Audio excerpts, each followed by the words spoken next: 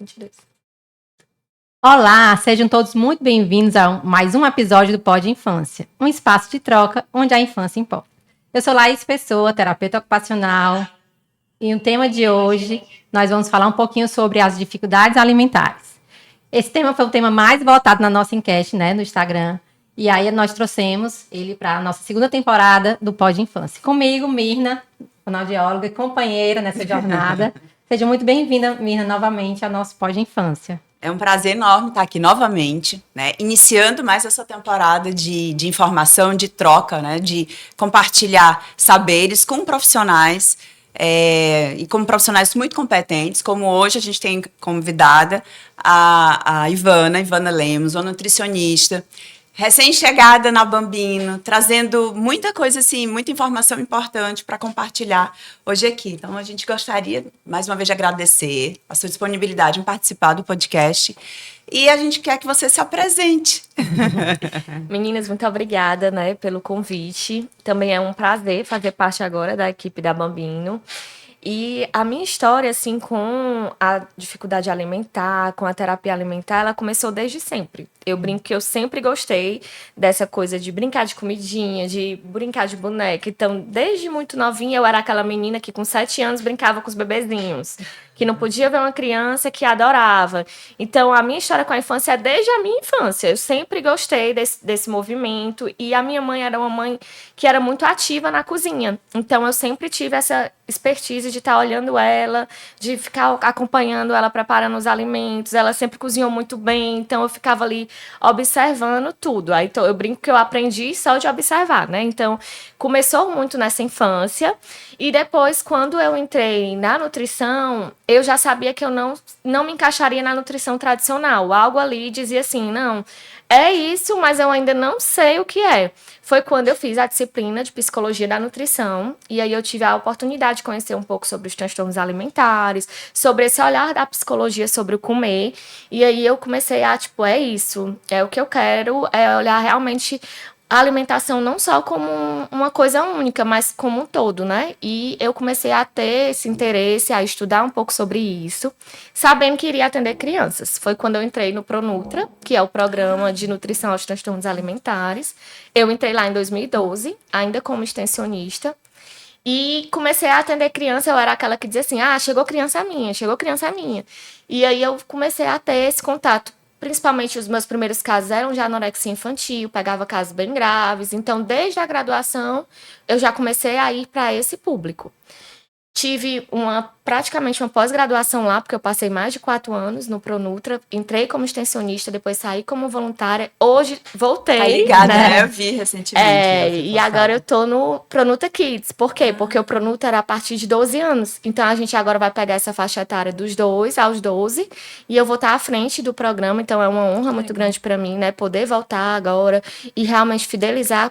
Com outra experiência, né? Com outro olhar, porque isso é importante. Outro olhar, contemplando crianças de uma faixa etária que mais precisa, né? Quando a gente fala de TARI, que depois a gente vai explicar um pouquinho. E foi assim, então desde quando eu saí da faculdade eu já atendia de forma específica esse público, eu nunca fui para outro viés, né? Isso foi me trazendo bastante experiência, conhecendo também, eu brinco que eu acompanhei o nascimento do diagnóstico de TARI, porque a gente atendia lá no Pronutra e essas crianças têm algum transtorno, mas não se encaixavam em nenhum dos critérios. Aí a gente com DSM-5, em 2013, foi ter um nome para isso, e começaram aí os estudos, ampliar esse olhar, né? Muito bom. O que seria esse Pronutra? Assim, as pessoas talvez não conheçam o que é esse programa. Fala um pouquinho mais sobre ele. O Pronutra, ele é um programa do NAMI, da Unifor, da Universidade de Fortaleza, e ele atende com valor social, tarifa social, crianças que se encaixam nos transtornos alimentares. E aí não somente o TARI, né? Mas o DAP, que é a dificuldade alimentar pediátrica, anorexia na infância, bulimia na infância, pica, ruminação e também o transtorno da compulsão alimentar na infância. Então, ele é um programa interdisciplinar, especializado, onde a gente vai ter uma equipe toda completa para estar atendendo essas crianças. Muito bom.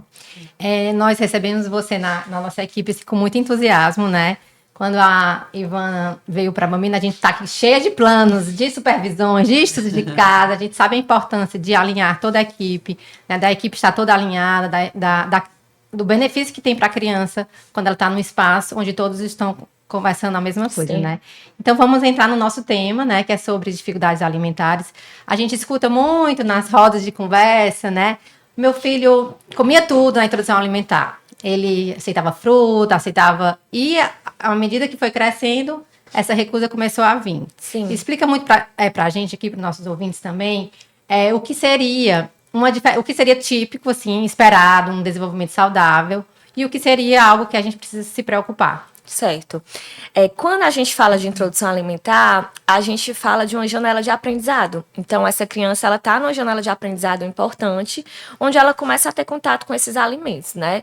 Normalmente, a gente vê isso acontecer de uma forma muito fluida. Às vezes, a criança experimenta que num dia comeu a maçã, no outro dia já fez uma caretinha, já não quis, mas no outro voltou a comer, certo? Então, assim, quando a gente fala de bebês muito pequenos, né? De bebês menores de 1 ano, as preocupações são: tá com 2 meses que começou a introdução alimentar, não aceita nada.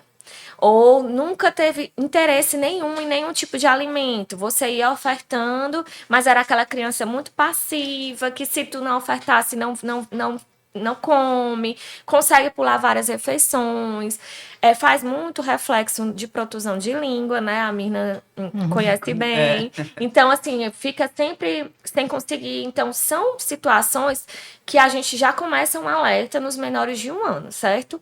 Quando a criança chega em 1 ano, o que é que acontece? Até o primeiro ano de vida, eu tenho um bebê que triplica de peso e triplica de estatura, né? Então, a gente vê visivelmente o crescimento de um bebê de 3 meses, a gente sabe que é um bebezinho, e uma criança de 1 ano, a gente sabe que é uma criança de 1 ano. Sim. Quando chega nesse período de 1 ano, esse crescimento, ele diminui um pouco. Então, a necessidade... Desacelera, né? Isso. E aí, a necessidade calórica, energética desse bebê também diminui. Então, acontece muito de, naturalmente, o bebê precisar de uma menor ingestão, e aí ele começa a selecionar. Ele começa a ter autonomia e ele começa a selecionar esses alimentos. E aí, nesse movimento, a conduta da família vai ser fundamental para ditar se ele vai continuar ou não com as seleções, né? Então, o que acontece muito? O meu bebê chegou com 1 ano, aí todo dia ele comia um brócolis, aí um dia ele não comeu, no outro ele não comeu, aí a família para de oferecer. Mas, às vezes, ele não comeu por preferência mesmo ali daquele momento. Tipo, eu não iria conseguir comer o prato todo, então eu vou selecionar aqui o que eu vou comer. Então, a gente precisa entender que tem essas oscilações mesmo de preferência alimentar. Quanto maior essa criança vai ficando, né, mais preferências ela vai tendo. Isso condiz muito com o desenvolvimento também, né, porque são crianças que estão buscando autonomia, que estão ali, agora eu prefiro brincar ou comer? Prefiro brincar. Então, é muito importante que a família tenha uma estrutura mesmo organizada para esses momentos de refeição, que é o que vai fazer a diferença. Porque isso coincide também com esse crescimento, né, esse desenvolvimento da criança, nesse aumento do repertório de interesses. Sim. Né? Aquilo que a gente já sabe da criança que começa a andar, então ela já tem a experiência dela de mundo, né? A vivência dela de mundo muda, né? Puxando a minha sardinha, vem para a linguagem, né? Ela já começa a nomear esses alimentos. Então, isso tudo tem um peso, né? Tem um interesse. E aí, que a gente é muito importante a gente realmente começar a entender essa diferença do que é preferência, né? Do que é a seletividade. Pronto. Né?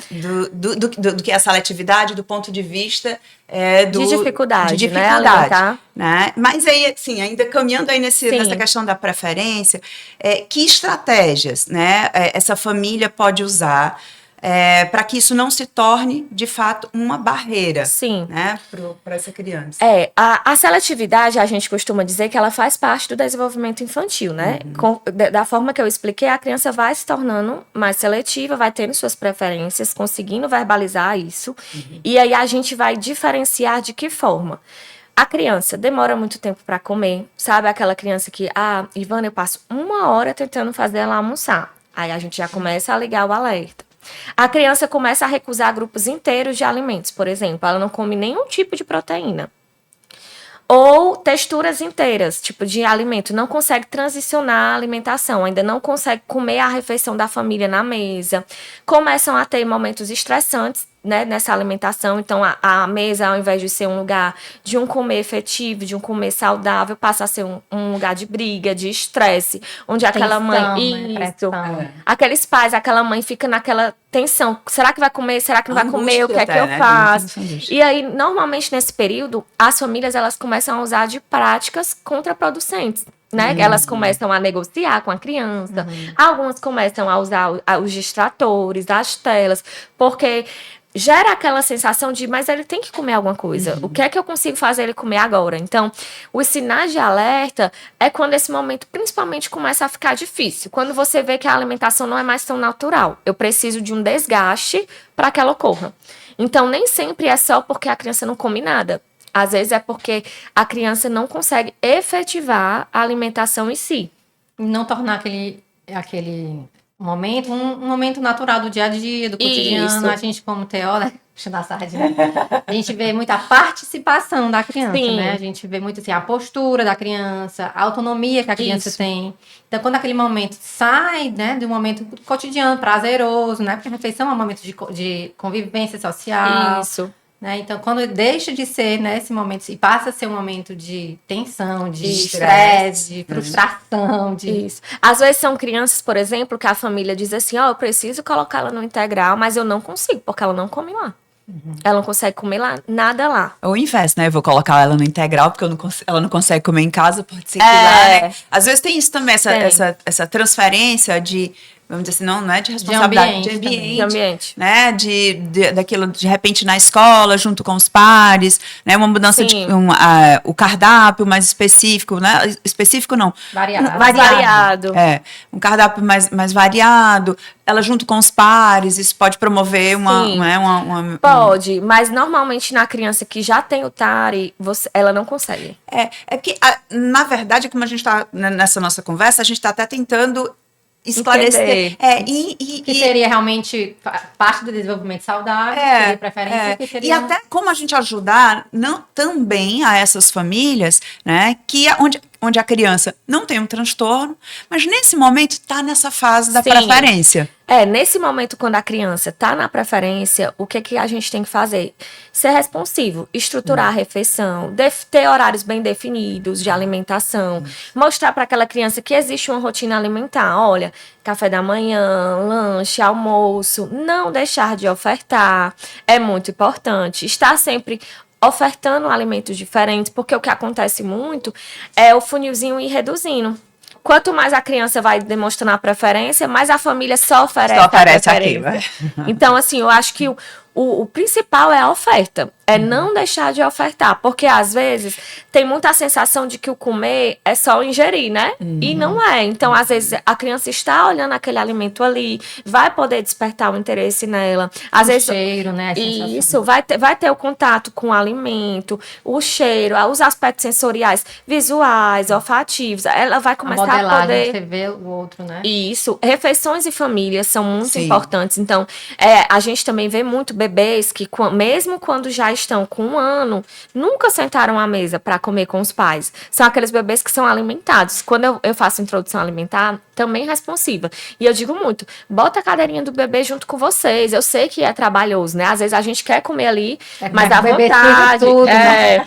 Mas é importante que esse bebê veja alguém comendo. Porque fica muito naquela...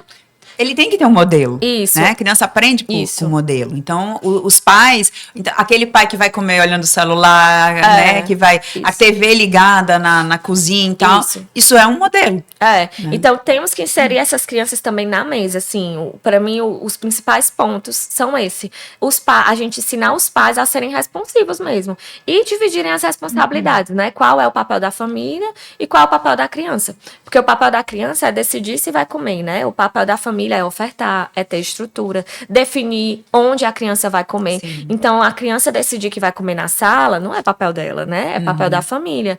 Se eu tô dando tela, é papel da família. Então, a gente começar aí, nesse momento, introduzindo para essas famílias a importância dessa oferta, dessas estruturas, de ter uma rotina alimentar adequada. Show. Com relação agora às dificuldades, né? A gente entendeu que existe uma fase, as crianças têm as preferências. E agora, quando isso se transforma numa dificuldade alimentar mesmo, assim, quais são os tipos de dificuldades alimentares que a gente tem hoje? Vamos falar um pouquinho sobre um cenário mais abrangente das dificuldades alimentares. Tá, as dificuldades alimentares, elas ocorrem quando essa criança não efetiva essa alimentação de alguma forma, né? Então, pode vir com restrições alimentares, onde eu restringo alimentos. Eu não como determinados alimentos, ou eu sou muito específico com marcas, às vezes com características sensoriais. Exemplo, eu só como a comida se ela estiver bem quente. Se ela esfriar um pouquinho, a minha mãe precisa esquentar essa comida novamente para que eu retorne a comer. Eu não consigo ter autonomia no comer, não consigo olhar para a comida. Isso acontece muito. Por exemplo, tem criança que não consegue tomar um líquido no copo sem tampa, porque não consegue visualizar o líquido que está dentro. Ou a criança demora demais para comer, fica horas ali naquela mesma demanda. Os estresses, né, durante as refeições. A evitação alimentar, que é quando eu evito até o momento. Eu não consigo nem ficar na mesa, eu não tenho tempo de permanência na mesa. Para eu alimentar aquela criança, que está andando na casa. Crianças que não demonstram sinais de fome e saciedade, né? Não reconhecem interocepção, por exemplo. Se eu deixar... Isso às vezes vem desde o bebezinho. Sabe aquele bebê amamentado que se tu não acordar, não mama? Então, assim, acontece depois também. Eu nunca procuro, nunca digo pra minha mãe que eu tô com fome. Eu nunca procuro um alimento. Qualquer pessoa pode estar comendo qualquer coisa que aquela criança não... me dá um pedaço, o que é isso que você tá comendo? Então, são sinais que a gente já tem que se atentar, né? E é importante que isso seja feito de forma precoce. Porque o que acontece muito hoje é o quê? As crianças, o corpo da criança, ele é muito sábio, né? Então, ele vai se adaptando. E, às vezes, a questão do peso nem sempre vai ser tão evidente. Porque antes, ligavam muito a característica da dificuldade alimentar ao baixo peso. Mas eu posso ter uma criança, por exemplo, até com sobrepeso e uma dificuldade alimentar. Porque, às vezes, só come coisas muito calóricas, Isso, né? Que vão suprir a necessidade energética. Ou também crianças que necessitam de muitas refeições lácteas, dos suplementos alimentares, né? Eu tomo um suplemento alimentar completo 4 vezes por dia. Como que eu vou ter deficiência nutricional ou energética? Não vou, eu vou conseguir alcançar. Então, também, outro fator que a gente vai se atentar é a criança que não transiciona, né? Ela não consegue sair ali do leite, do pastoso também. Tipo, com 1 ano, ela ainda não come sólidos. Ou com 1 ano, a base da alimentar ainda é o leite. A mãe dá 4, 5 mamadeiras ainda por leite, porque o volume é muito pequeno, né? Então, crianças também que não têm interocepção, elas comem muito pouquinho mesmo. Ivana, é muito difícil para poder comer 5 colheradas, são 40 minutos, eu não sei mais o que fazer. São falas muito comuns que a gente vê, né? Assim, a criança começa a negociar, começa a substituir. Eu me confio já que eu vou ter o leite, né? Então, a gente tem, assim, de principal alerta nas crianças de 1, 2 anos é isso. Eu não consigo evoluir essa alimentação. E o prognóstico melhor é quando a criança consegue ir nessa idade. Porque às vezes vai deixando passar porque o peso não é afetado, faz os exames dão perfeitos. E aí, não, é só uma fase, vai passar. Quando ele for crescendo, quando entrar na escola, bota no integral que vai dar certo. Então, assim, esses cuidados que a gente tem que ter. Se tá ali difícil, busca. Na introdução alimentar, por exemplo, eu digo muito assim, a gente vai se ver só daqui a 3 meses. Mas, se acontecer alguma dificuldade, fale comigo, traga aqui para eu ver o bebê comendo. A gente precisa ver esse bebê comendo. Às vezes a gente fica muito só no relato. Mas quando a gente vê os vídeos, isso faz muita diferença. Porque a gente... Não, peraí, ele nem pega no alimento. É interessante você estar falando isso. A partir de que idade? Desculpa, tu começa a receber crianças? Desde bebezinho, né? Eu normalmente recebo para fazer a introdução alimentar de 6 meses, aí eu fico acompanhando esse bebê até os 2 anos, porque a introdução alimentar, diferente do que a gente pensa, não é só com 6 meses, ela vai dos 6 aos 2. Então, essa transição também, para mim, eu julgo a de 1 ano a mais importante, de 1 ano e 1 ano e meio. Por quê? Porque é onde a criança está mudando. Onde a criança... Eu brinco assim, às vezes, quando eu vejo um bebezinho que come tudo, que aceita tudo, aí vamos se preparar para 1 ano?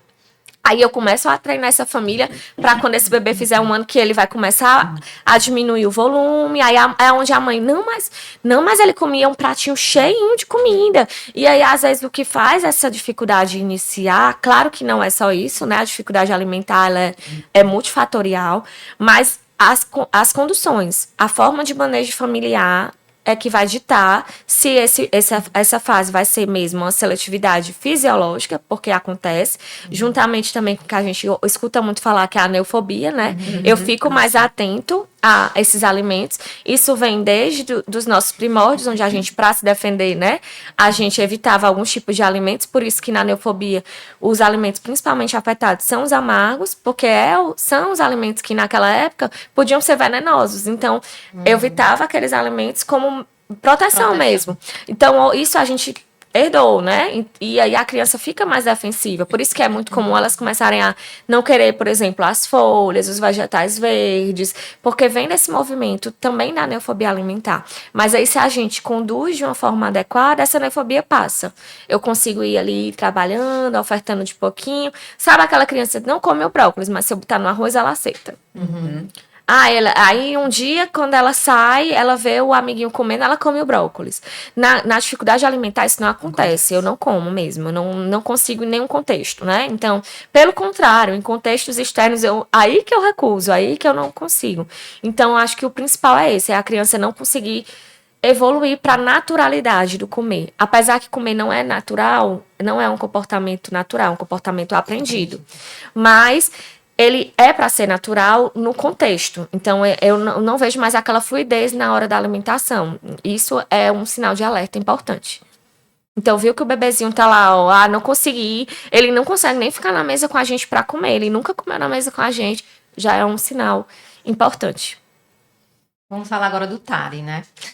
O meu queridinho. Vamos lá, transtorno alimentar evitativo. Restritivo evitativo. Bora lá. O TARI, ele é um transtorno alimentar, né, que ele vem como os critérios diagnósticos num DSM-5. Para quem não conhece, o DSM-5 é o nosso manual diagnóstico de doenças mentais, né? Então, ele é um diagnóstico relativamente novo, porque foi em 2013 que saiu o DSM. A gente ainda tem aí um caminho, eu acho que, de critérios, de mudanças que são importantes. A quem trabalha com isso, né, fica assim com algumas dúvidas, alguns contextos que eu acho que vai ser muito esclarecido, inclusive eu estou ansiosa pelo DSM-6, que eu acho que ele vai ser fundamental, mas é um transtorno onde a gente tem uma restrição, ou seja, eu restringo alimentos, restringo grupos inteiros de alimentos, restringo características dos alimentos, ou eu tenho uma evitação. Essa evitação ela pode ser ou do alimento em si, ou do momento da refeição. Então, ou eu evito aquele alimento que eu não consigo comer, ou eu evito até o momento mesmo da refeição. Não consigo sentar na mesa, não consigo ver os outros comendo.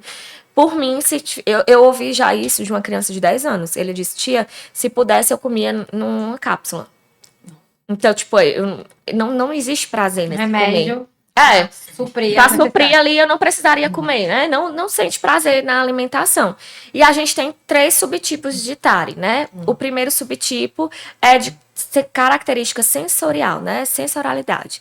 Onde eu evito os alimentos por suas características, pela cor, pela textura, pelo sabor, pela temperatura. O segundo subtipo é o medo de consequências aversivas, onde eu evito o alimento após uma experiência aversiva. Por exemplo, uma criança que teve uma gastroenterite muito forte, e aí ela, depois disso, começou a associar ao alimento. E eu começo a evitar. Outro fator muito comum, engasgo, ou sensação de engasgo. Às vezes a criança nem engasgou, mas o movimento dela naquele momento despertou um gatilho que ela começa a ficar com medo. Aconteceu isso com um paciente que eu tive, que ele achou que se engasgou com a pipoca.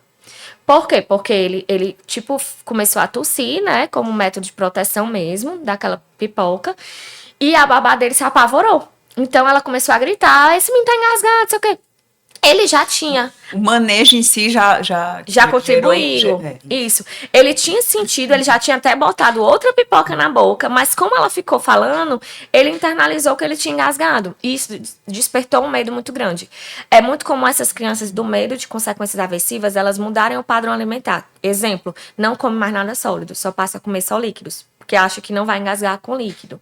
Isso acontece principalmente nas crianças maiores, né? Porque meio que é desenvolvido após uma consequência aversiva.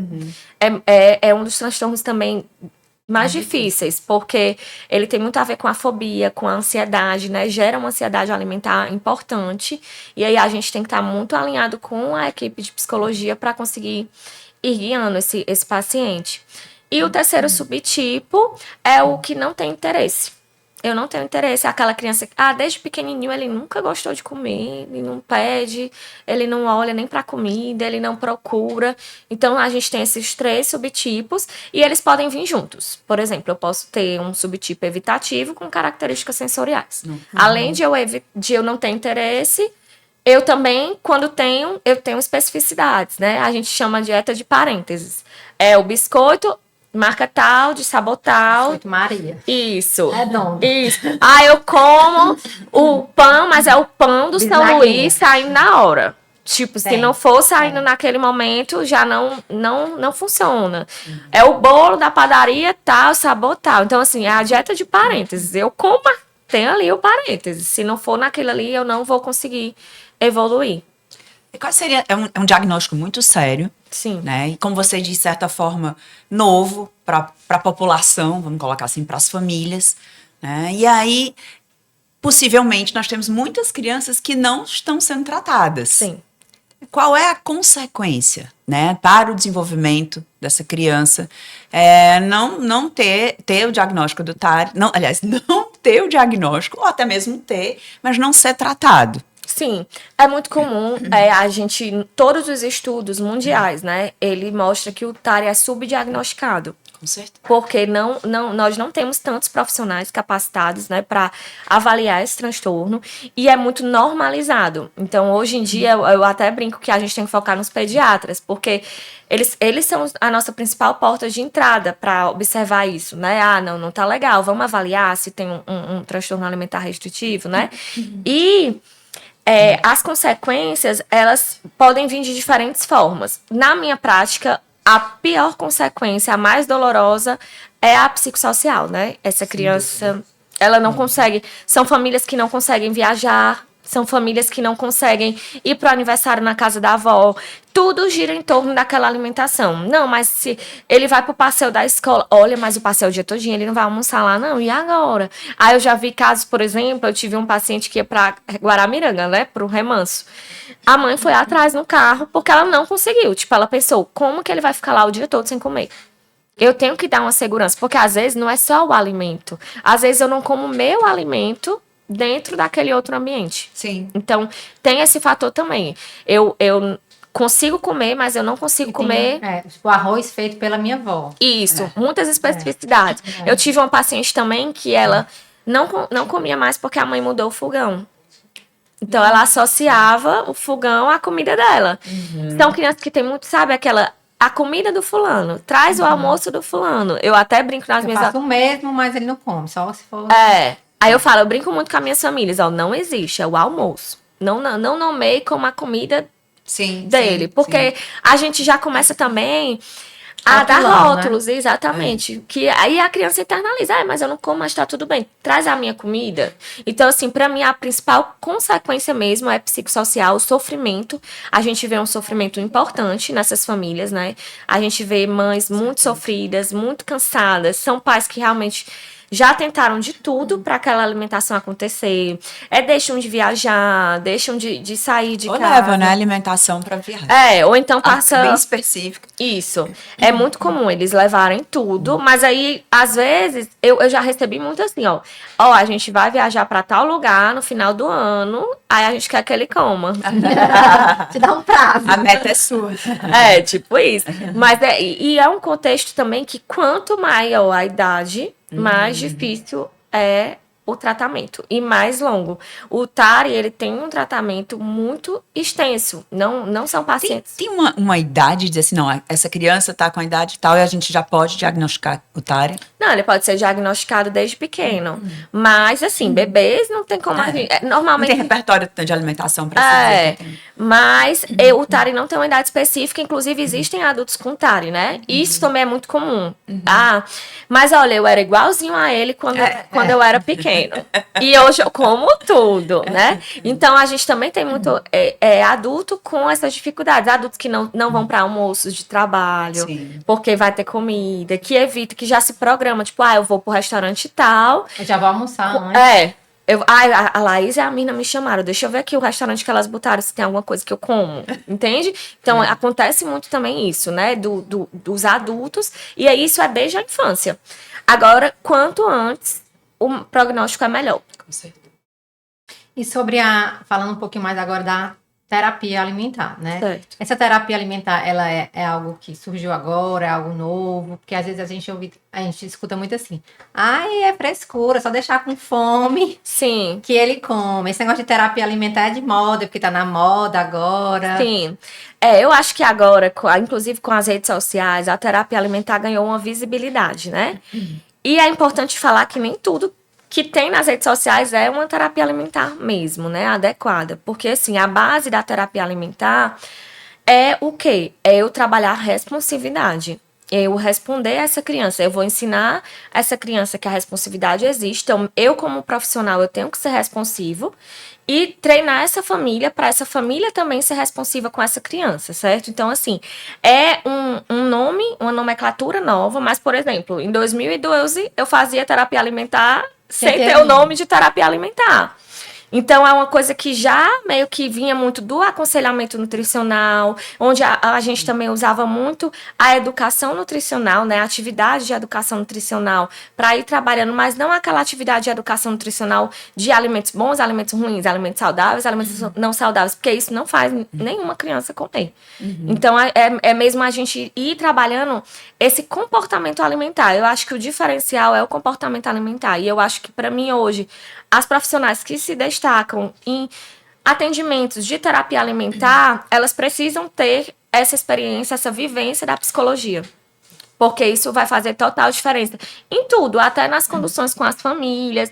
Para mim, o Pronutri, ele foi muito rico por isso, porque ele é um programa que se nomeia interdisciplinar, mas lá não é só inter, é transdisciplinar. Então, eu preciso ter esse olhar para todas as áreas, digamos assim. Exemplo, eu não vou fazer o papel da terapeuta ocupacional, mas eu preciso saber dominar esses aspectos sensoriais dos alimentos dentro da minha terapia para favorecer para essa criança, né? Então, eu não vou fazer uma intervenção de terapia ocupacional ou eu não vou fazer uma intervenção fonoaudiológica, mas eu preciso ver que aquela criança, quando come, não lateraliza a língua. Então, eu preciso também ter esse olhar maior. Então, para mim, o maior desafio hoje da terapia alimentar é que as pessoas precisam entender que é grande, é transdisciplinar. Eu preciso ter esse olhar para a criança como um todo, né? Tem, no inglês, World Sheet, que a gente olha a criança como um todo, por inteiro. Então, em todas as áreas, eu preciso ter esse olhar. Eu preciso descartar causas orgânicas. Não que, às vezes, a causa orgânica cessada, essa criança volte a comer. Porque, às vezes, exemplo, esofagite eosinofílica. A gente tem uma criança ali que, sempre que come, sente aquele desconforto, aquele mal-estar, ela começa a evitar. Não é porque eu vou tratar que ela vai voltar a comer. Isso. Por quê? Porque tem um comportamento aprendido, né? Eu já internalizei aquilo. Então, a parte da... O medo de né? De sentir aquela mesma sensação. Isso, de sensação. Desassociar também, né? Eu não consigo desassociar mais. Para mim, comer foi doloroso por muito tempo. Então, essa parte da psicologia, para mim, eu acho que é fantástico. Assim, inclusive, eu faço supervisão com psicóloga, né? Então, isso me ajuda muito, até mesmo nas conduções, nas orientações de pais. Então, eu acho que o diferencial da terapia alimentar é esse, sabe? É ter esse olhar mais amplo. Seriam os pilares. Quais seriam, então, os pilares da terapia alimentar responsiva? é ter esse olhar transdisciplinar, a responsividade, né? Ser responsivo é eu atender a criança. Então, por exemplo, a criança sempre, um comportamento, ele normalmente comunica algo. Então, o meu papel ali inicial é o que essa criança comunica com isso, né? O que leva a essa dificuldade. E como a dificuldade, ela é muito mista, assim, sabe? Nunca é algo único. Eu digo muito assim, é como se fosse um espectro. Eu tenho uma criança que não come por causa da cor, eu tenho outra que já é por uma coisa totalmente diferente. Às vezes uma não consegue evoluir textura, mas o cheiro para ela faz atrair. Ela sente o cheiro aí, cheiroso, mas quando vê, trava. A questão da ansiedade é muito forte também nessas crianças. São crianças que ficam muito ansiosas, né, na hora de comer. E a gente também precisa ter ferramentas para manejar isso. A cozinha, por exemplo, eu tento ter os alimentos lá justamente por essa ansiedade. Às vezes eu levar o alimento da minha casa até o consultório, eu já vou... É carne, por que tu tá levando carne? Não era pra tu levar carne. Sim. Eu não vou comer essa carne. Então, isso também é importante, né? Que é ser responsivo. É eu estimular a criança a ter a sua motivação. A gente tem que ter autonomia, competência e relacionamento para comer, né? São as 3 coisas fundamentais, assim, que seriam os pilares para eu ter uma alimentação efetiva. E pronto, a criança começou a terapia alimentar. O que é que os pais esperam, né? Porque eles jogam muita expectativa no profissional, expectativa nessa terapia. Agora, não, ele vai fazer terapia, ele vai comer tudo. É desafiador, né? e vem muito assim, tu é a minha última... A gente resolve muito. Se eu não for com você, eu não vou mais... Não sei, não.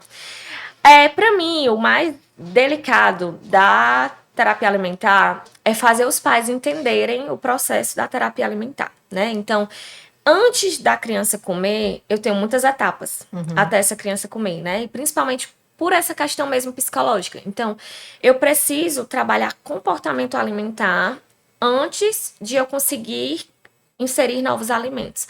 Claro que depende muito de criança para criança. Tem criança que chega para mim, na primeira sessão ela já se vincula lindamente e já vem, o que é que a gente vai fazer? Sabe aquela criança que às vezes tu tem que trabalhar outras coisas, mas e o que é que a gente vai cozinhar hoje? É aquela criança mais curiosa. Já tem crianças que eu demoro meses para conseguir ir para a cozinha, porque só dela saber que ali é uma cozinha, bloqueia. Alimento eu não vou, não. Então, assim, eu acho que o mais difícil é os pais entenderem o processo da terapia. Que às vezes eu vou ver comportamentos antes de alimentos. Porque às vezes meu filho chegou lá pra Ivana e ele nunca sentou na mesa pra comer. Ele comia separado da família. Aí agora ele come o pratinho dele na mesa. Isso já é uma evolução. Já é uma mudança. Ele ia pros aniversários de criança, ele nunca nem olhava. Aí agora ele come pastel de queijo. Isso é uma evolução. Ele não janta lá ainda, mas ele já come o pastel de queijo. O meu filho, eu ia pra qualquer canto com ele, ele nunca tinha interesse. Agora ele olha, eu tô comendo, ele, mãe, o que é isso? Isso é uma evolução. Então, assim, o desafio é mostrar os pequenos passos. Porque são nos pequenos passos que eu alcanço essa ampliação, sabe? Então, eu acho que esse é o diferencial. E tem muita família que desiste nesse processo, né? Porque não é fácil, é um investimento, exige muito da família. Às vezes, a família também não tá preparada para essas mudanças, entendeu? Então, às vezes, eu peço coisas que aquela família não tá. Então, na orientação de pais, por exemplo, eu tento também ver em que estágio a família tá. Porque, às vezes, é uma família que... Até onde eu posso ir, né? Isso. Então, tem coisas que a criança consegue, que a família ainda não consegue. Exemplo, vou dar um exemplo, assim, para ficar mais claro, assim, para vocês. Eu tinha uma criança que ele, com 9 anos, ainda tomava mamadeira. Eu passei 4 meses trabalhando essa transição da mamadeira. 4 meses fazendo aconselhamento, brincando, levando a ele a construir isso, né? Esse desapego da mamadeira. E aí ele combinou comigo, partiu dele de dizer, tia, eu vou trazer a mamadeira e vou trocar com você. Aí eu disse, tá certo, pois eu vou fazer o seguinte, eu vou trazer vários tipos de copo e quando chegar aqui você vai escolher. Por quê? Porque eu já sabia que talvez quando ele visse o copo aberto, ele não ia conseguir, não ia dar conta. E eu não podia arriscar, né? Eu tinha que ver o que ele ia se sentir seguro. Que é um outro pilar da terapia alimentar responsiva. Eu não posso ser impositivo, tem que ter segurança. O meu objetivo não é só a criança encostar a língua para me satisfazer ou para dizer que encostou a língua. Cumpriu a meta. Isso, não. Ela realmente conseguir porque queria Teve comer. interesse, né? Isso. E aí, essa criança foi, eu preparei tudo. Levei copo de todo jeito que vocês imaginarem. Era copo aberto, era todo jeito. Canudo, com tampa, sem tampa, com um buraquinho, sem buraquinho. Era. E aí, ele escolheu. Eu pedi pra ele levar a mamadeira, ele levou. Quando eu cheguei lá fora, ele me deu a mamadeira e levou o copo. E eu sabia que ele estava pronto. Eu fiz isso já sabendo que ele ia conseguir. Quando eu peguei eu cheguei com ele na recepção, a mãe falou o quê? Cadê a mamadeira? Tu sabe que ela vai levar e tu vai chegar em casa, não vai ter mamadeira não, né? Aí tu não vai ficar chorando não, né? O que foi que ele fez? Começou a ficar super inseguro. Tipo, ele saiu de lá todo feliz, todo seguro. Aí eu dei 10 passos de 4 meses de terapia que voltou, entendeu? Então ele já ficou... Ah, tia, tu vai levar mesmo a mamadeira? Então, assim, eu acho que os pais sentirem segurança no processo e aceitarem que o processo é gradual. Eu acho que são as duas coisas principais, assim. A família precisa confiar na profissional. É um caminho, né, que exige ali paciência e consistência. Isso. E constância. Né? Então, tem que ser muito resiliente, né? Isso. Então, assim, seguindo esse processo, né, a gente queria também entender como é que se dá o processo terapêutico.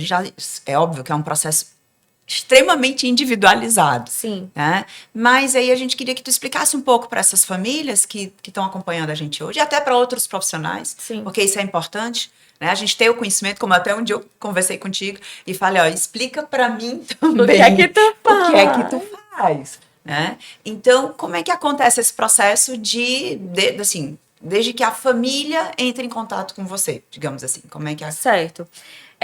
Quando a família chega para mim, eu primeiro avalio a família. É importante, importante. Então eu faço sessão primeiramente com a família, né? A criança não está presente, até porque a gente tem uma rotulação muito grande das crianças, né? Quando a gente vai conversar sobre isso, é uma terapia que as mães chegam muito sofridas, principalmente as mães. A família em si, mas nas mães é mais visível, né? Porque a gente, como mãe, a gente tem essa questão de... É minha função alimentar essa criança, né? Então, isso mexe muito. E comer, eu acho que é a demanda mais difícil de lidar, porque não é só uma vez ao dia. Eu não sei ensinar a tarefa de casa do meu filho. Mas eu ensino a tarefa ali uma vez ao dia. Comer não. Comer o dia todo, em todo canto. Eu não sobrevivo sem comida. Então, isso eu acho que... Tem até o social, né? Como você já falou, né? E aí, eu acho que essas mães chegam muito sofridas. Às vezes choram. Semana passada eu atendi uma mãe que ela já entrou chorando. Então, assim, elas vêm com um peso, uma culpa, às vezes, também. O que muito foi que eu sensíveis, fiz? né? Isso. É uma situação que deixa... Então, primeiramente, eu avalio essa família. E aí, a gente começa essa conversa mesmo bem aberta para trazer essas dificuldades. Estudar toda a vida dessa criança desde bebezinho, porque às vezes desde bebê já sinalizava de alguma forma e a gente não sabia, né? Sim. Até mesmo na amamentação em si. Sim. E aí a gente vai fazer toda essa história de vida dessa criança para depois começar com a criança. Na primeira sessão da criança comigo, eu trabalho muito vínculo. E aí eu deixo a criança bem à vontade. Então, dificilmente eu tenho alimentos novos nessa sessão, porque isso aí também é uma coisa que eu tenho duras críticas, sabe? De você já expor a criança na primeira sessão. Eu não conheço essa criança. Comer é difícil pra mim, como é que a minha primeira vez com aquela terapeuta, ela botou lá um monte de coisa que eu não consigo nem olhar. É um desafio. Então... Já seria um desafio muito já era uma barreira, né? Já era. Então, normalmente eu peço pra trazer um lanche de casa. Que ele goste. Que a criança goste, exatamente. Pra ir criando esse comer mesmo. Pra ver como essa criança come essa comida de casa comigo. Eu não posso começar já ofertando, né? E aí esse processo ele vai fluindo. Algumas crianças fazem uma avaliação mais rápida, né? Vinculam muito rápido, outras já demoram mais. Durante o processo, eu vou avaliando não só o comer, mas os comportamentos, né? Não consegue sentar na mesa, tem algumas dificuldades. E aí é onde também começa a ter o meu olhar para os encaminhamentos, né? Então, eu começo a ver, não, mas essa criança aqui talvez precisaria de uma terapeuta ocupacional. Não, é que eu preciso começar com uma fonoaudióloga. A gente fala que a equipe de um TARI, ela é muito ampla, né? Mas a mínima é o médico ou psiquiatra, a nutrição e a psicologia. Então, a gente também tem que ir vendo se aquela família consegue dar conta, né? Das terapias, as necessidades principais, onde eu posso trabalhar agora. Acontece muito a família chegar, por exemplo, e dizer assim pra mim, Ivana, mas assim, eu não consigo manter você a psicóloga. Mas eu queria deixar contigo, porque ele tem que comer, mas agora ele precisa primeiro ir pra psicóloga. E aí, quando ela sinalizar que você consegue vir para terapia alimentar, você vem. É a gente saber ir guiando essa criança durante esse processo das demandas, né? Primeiro ponto também, descartar causas orgânicas, né? Que é a base, assim. Então, desde a primeira consulta, você vai tentar avaliar se tem alguma possibilidade de causas orgânicas e fazer esses encaminhamentos. E é isso, assim, eu acho que a gente vai fluindo conforme, mas a terapia alimentar em si, ela funciona trabalhando com a criança todos os aspectos que envolvem comer, não só a comida. Então, essa aproximação, esse comer. Às vezes eu faço muito comer social, né? Tipo assim, a criança já tá indo muito bem comigo. Aí eu, hoje nós vamos jantar no restaurante, tu quer escolher? Vamos no self-service.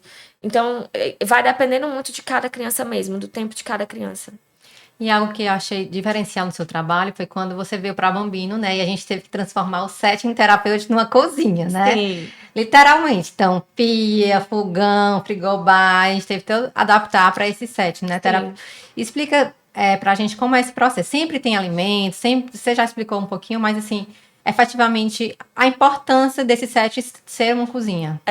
Nem sempre tem alimento, né? Mas a cozinha é o meu objetivo principal. Então, às vezes, quando não tem alimento, é porque eu tô preparando a criança para ir pra cozinha.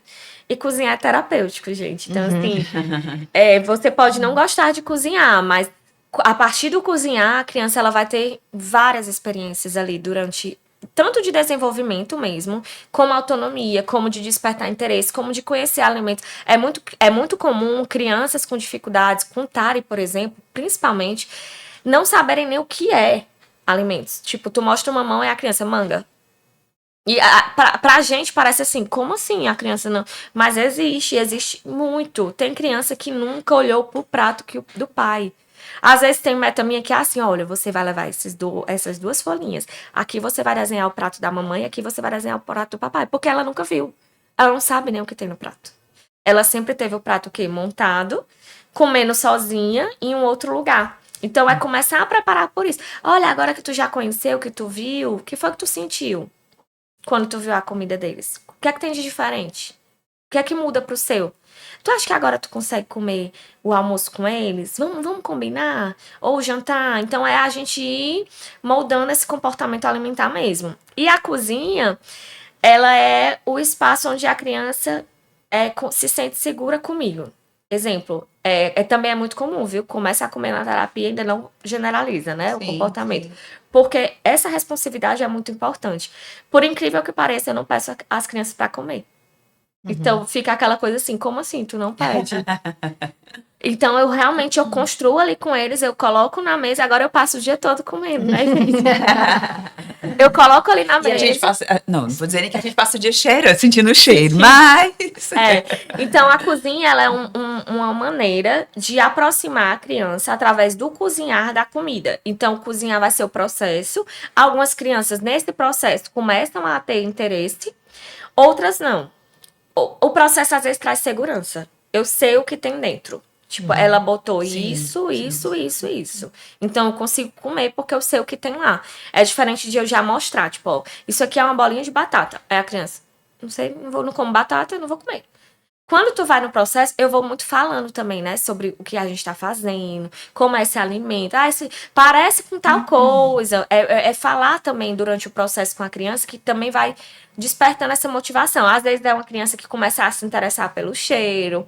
Aí eu faço uma atividade mostrando que o cheiro, às vezes, é o primeiro contato do paladar, né? Quando eu sinto o cheirinho ali e é bom, pode ser já um fator que vai fazer com que eu goste daquele alimento. Então, eu vou construindo com essa criança. Eu sempre tenho muitos alimentos disponíveis, né? Na geladeira, nos armários, em todo canto. Então, às vezes a criança olha, pergunta o que é. Aí eu começo a trabalhar a motivação. Às vezes é uma criança que não toca. Aí eu, tô morrendo de fome. Tu pega aquela banana ali pra mim? Aí ele pega, porque não é ele que vai comer, mas ele nunca pegava na banana. Mas aí ele vai pegar a banana pra mim. Aí da próxima vez, me ajuda aqui a descascar. É porque a Tivana tá ocupada, eu tô anotando aqui o que tu...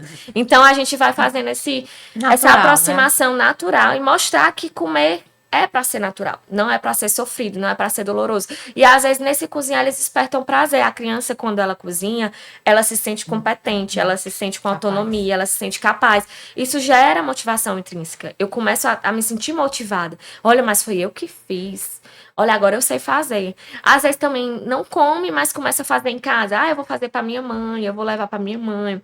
Se sente orgulhosa daquele processo. Então, acho que isso faz muita diferença, assim, para a criança, a cozinha, sabe?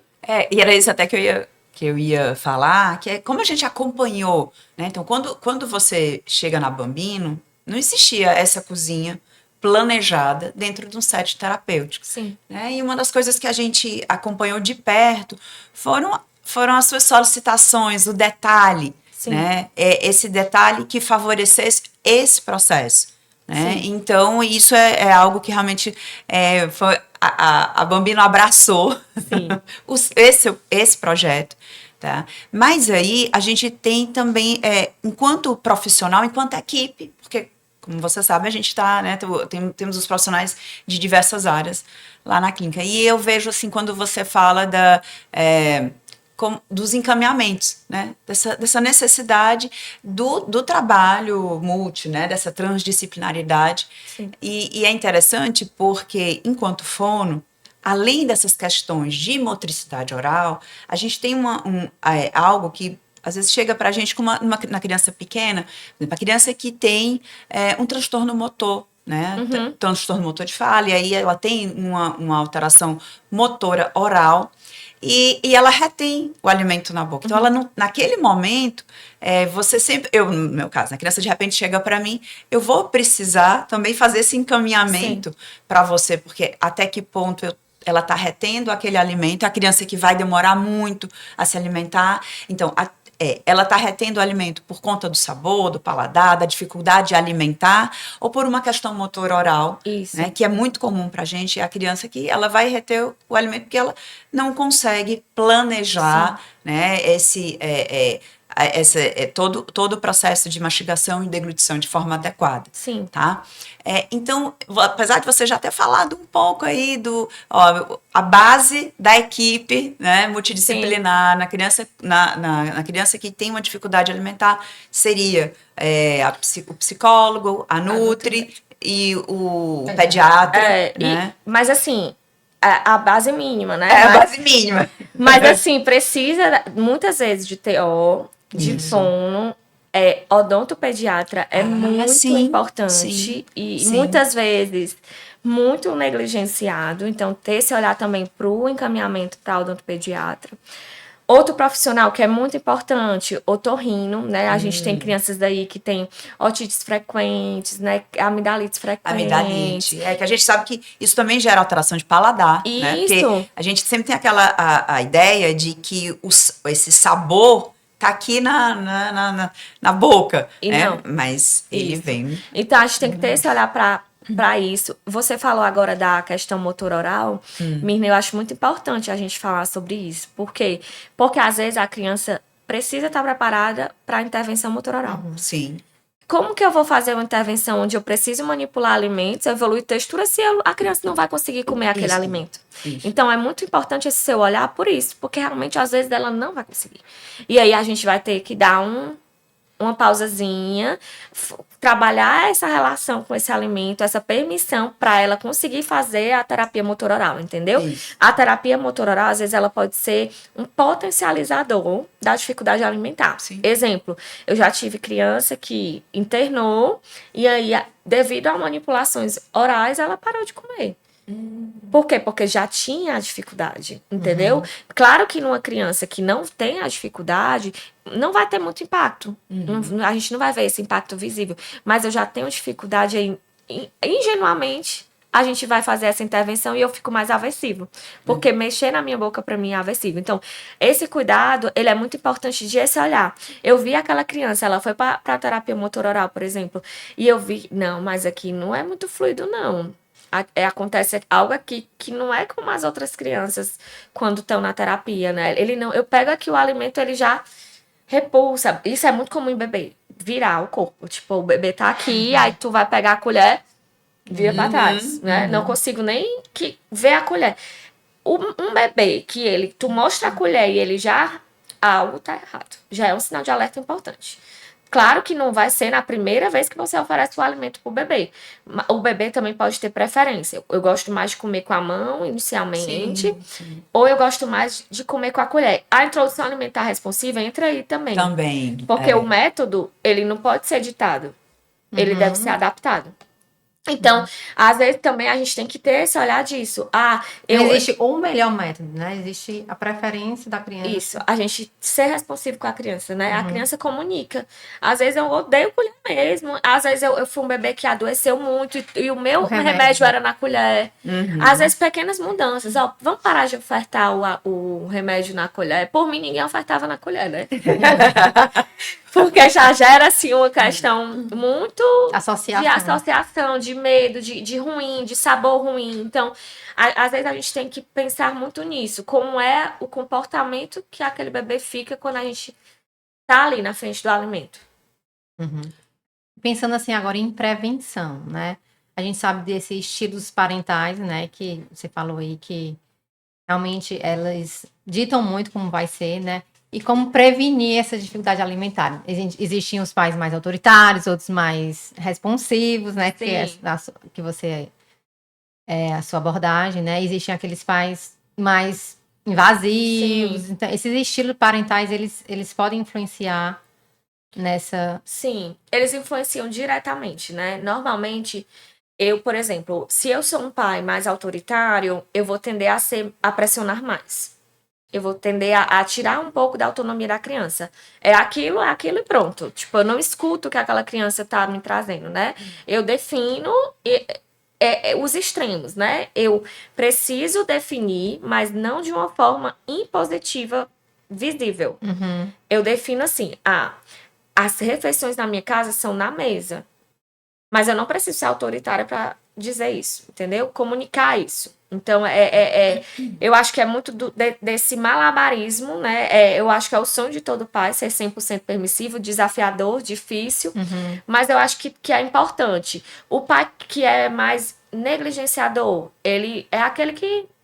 comeu, não quero saber o que foi, quero saber se comeu. Tá crescendo? Tá crescendo. Eu era assim. Acontece muito, né? Não, mas é muito também entre pais e mães. A mãe vem muito preocupada e o pai... mas até hoje eu tô aqui, ó, bonzinho, não comia nada, agora como salada porque quero ser forte. Porque, assim, o adulto, ele é diferente. E vão existir também aqueles adultos que vão ter a seletividade, não vão Isso. entender. E aí vai entrar nesse lugar de, mas olha, eu não como salada, eu não como fruta. Qual é o problema dele também não comer? E também tem a questão do adulto, ele tem uma motivação diferente, né? No adulto, a motivação externa, às vezes ela potencializa a interna. A criança não, eu nem vejo a externa. Tipo assim, esse brócolis aqui ele vai pro teu coração, te deixa muito forte, tu tem que comer ele. É diferente da gente, a gente vai lá, aí os exames deu tudo alterado, tipo, meu Deus do céu.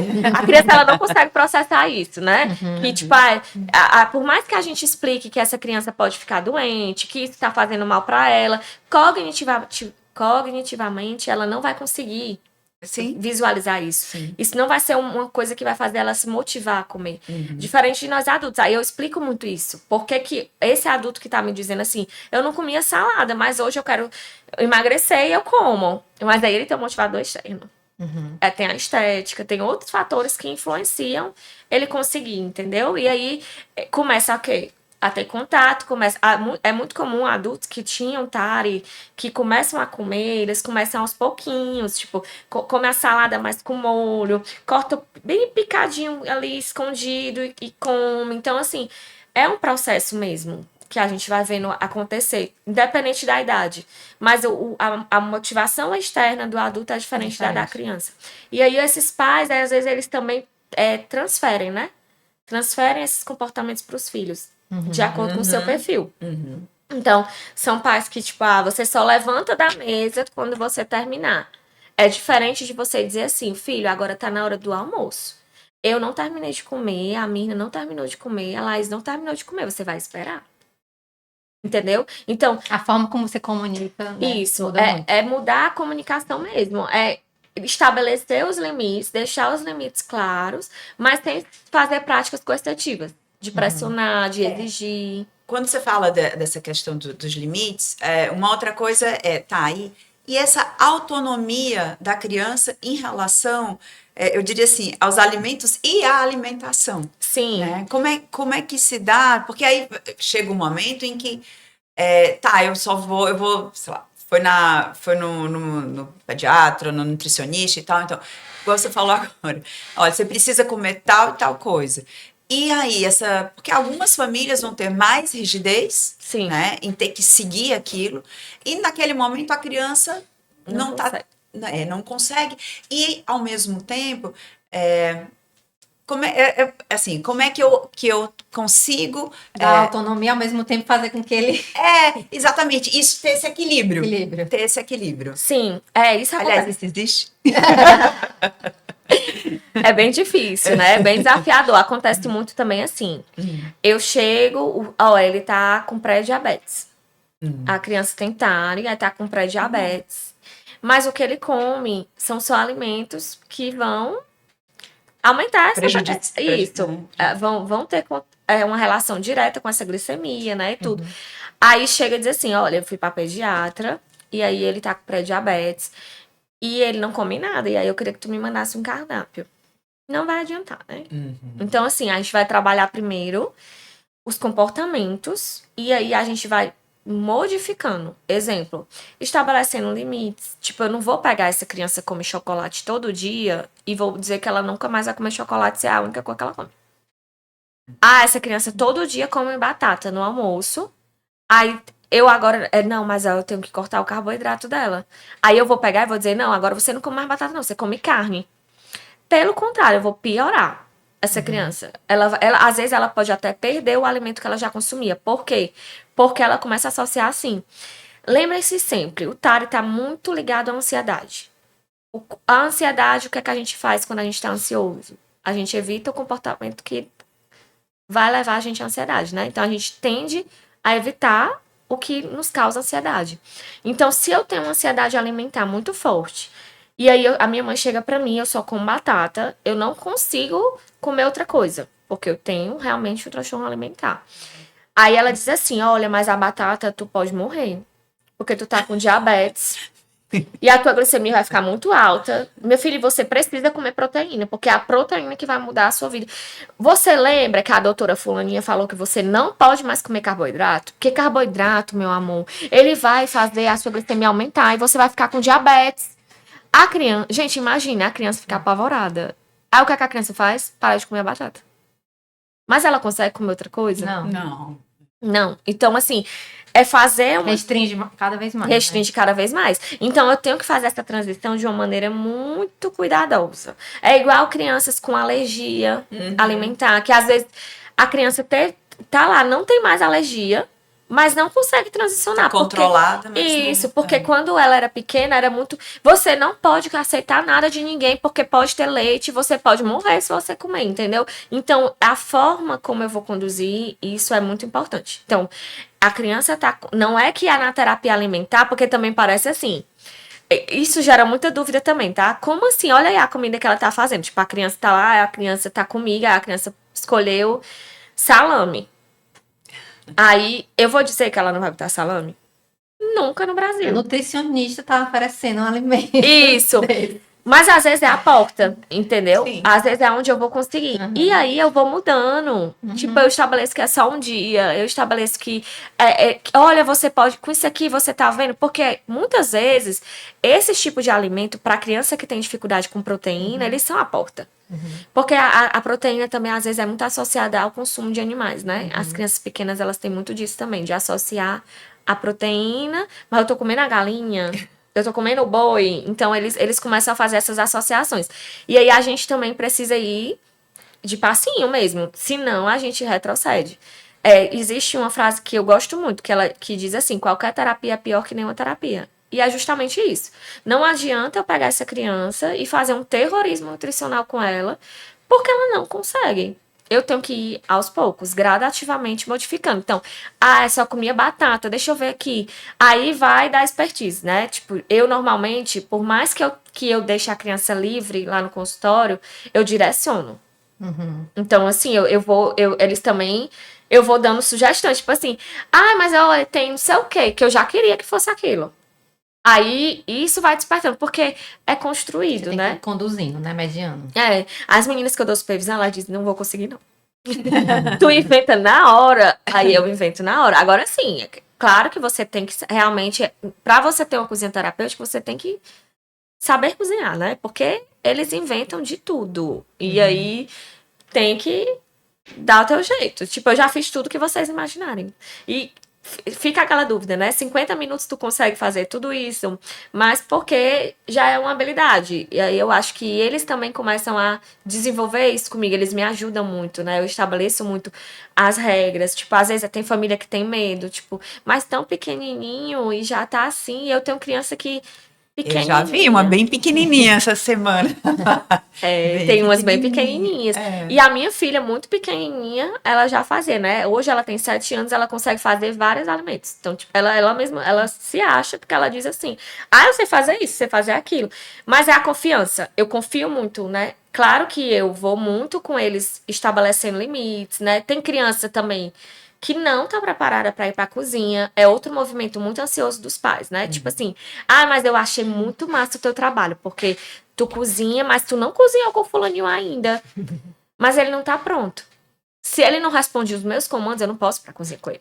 Então, às vezes, eu começo com outras coisas que não precisa do contato direto com o fogão, apesar que tudo, como vocês sabem, é adaptado, né? A minha panela não esquenta, o meu fogão não esquenta. Então, tem essas questões de adaptação, mas, por exemplo, é uma comida que está quente. E é por isso que foi importante a gente falar do processo, né? Para também não gerar essa expectativa numa família em dizer assim, não, ele vai iniciar a terapia alimentar e ele já vai para a receita, já vai fazer receitinha. E às vezes tem a ansiedade também ali, né? Quando a gente vai entregar a criança. E tu fez o quê? Tu comeu?